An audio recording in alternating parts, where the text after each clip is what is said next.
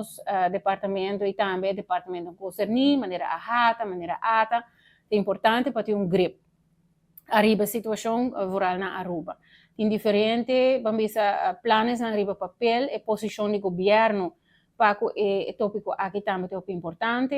Nós compreendemos que o governo saliente está bem acaba com sistema de vergunning, que está dando otorgar vergunning na turismo, que está verhuur een casa, apartamento, arriba de plataforma aqui.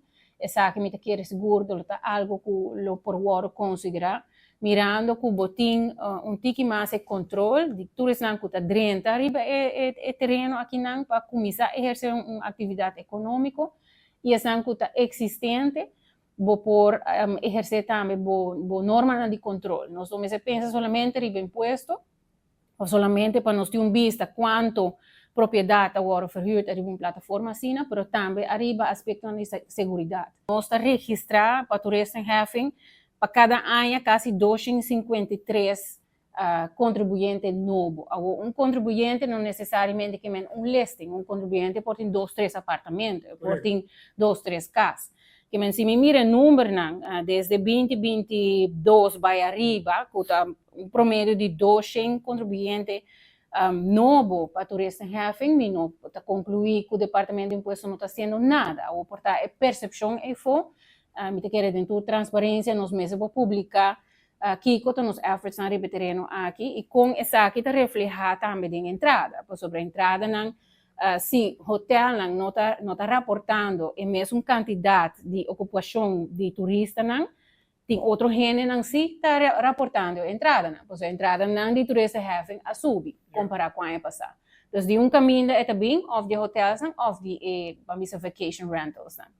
Dus essa é me quer percepção a mim por duna se e commitment do Departamento de Imposto e nós está em conversação com a organização de interesse maneira ahata, maneira ata para por duna não é comfort aqui também de nós trabalhamos com nossa terreno aqui nós está em cima passagem webs bom reunião com o board de ata caminha nos por duna dentro da transparência também vista de que com nossa vinta hasi nós também está audit também diferente contribuinte que either não está registrado, não está pagando ou não está pagando completamente e também essa que não vai acoplar com cobrança adicional que but para esse não não cumprir com imposto.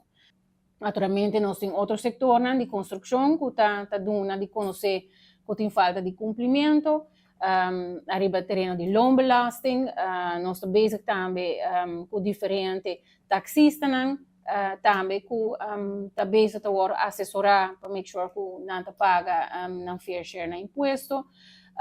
Nós estamos bezig te work também UTVs, ATVs, diferente outro tipo de setor na casinos, hotels, assim aqui nós temos bom vista de cumprimento também riba terreno de imposto.